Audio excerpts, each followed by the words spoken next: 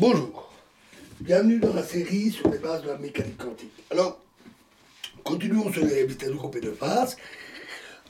Quelle est la signification physique de la vitesse de groupe?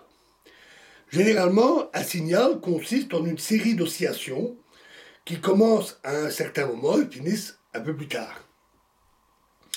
À cause de sa propre limitation dans le temps, ce signal peut être considéré par application de la transformation de Fourier comme la superposition d'ondes monochromatiques, c'est-à-dire de fréquences précises, plus ou moins groupées autour d'une fréquence moyenne.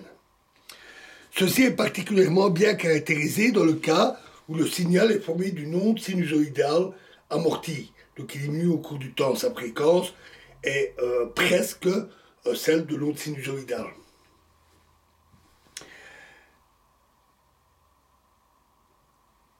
En tout cas, un signal ne peut jamais être considéré comme formé d'une onde sinusoïdale pure. Celle-ci étant invariable dans le temps, toujours constante de toute éternité et pour l'éternité, elle ne transmet aucune information. Il faut au minimum une variation de l'amplitude, comme en communication radio avec la modulation d'amplitude. On utilise plutôt la modulation de fréquence maintenant, ou en digital avec des impulsions qui transmettent des bits d'information.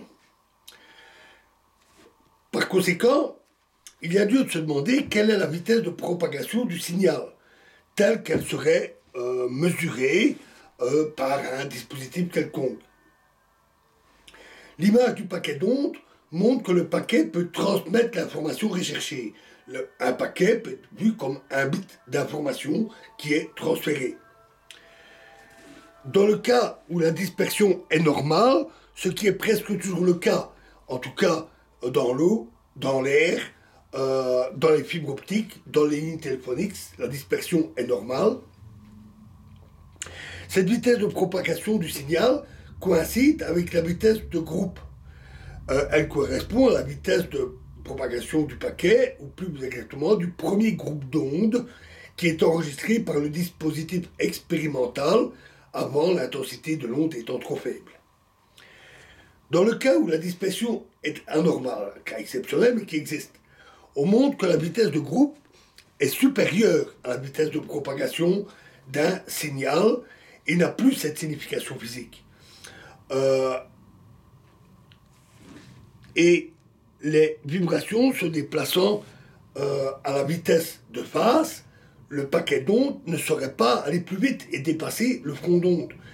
Ce qu'on constate, c'est que au fur et à mesure que les paquets d'ondes rattrapent le front d'onde, ils disparaissent en tête de l'onde. Par conséquent, l'information alors est transmise par le front d'onde à la vitesse de phase.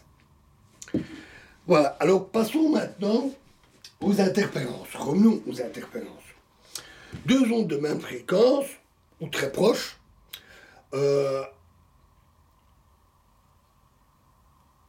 avec une phase légèrement différente, présentent des interférences lorsqu'on les additionne.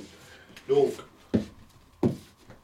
dans les cas extrêmes, où il n'y a pas de décalage, la somme des deux ondes va donner une onde 2 fois plus grande.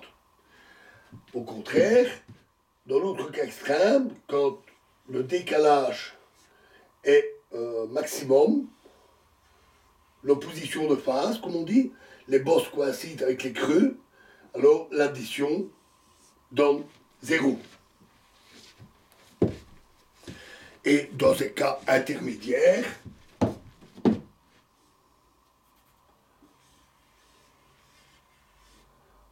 va dire comme ceci, ça donne approximativement une onde proche des ondes initiales et entre les deux cas extrêmes. On peut mettre joliment en évidence les phénomènes d'interférence à l'aide de l'expérience de Young, dont nous avons déjà parlé, et qui jouera un rôle important dans les réflexions sur la mécanique quantique. Donc on va approfondir ça un peu plus dans la prochaine vidéo. Je vous remercie.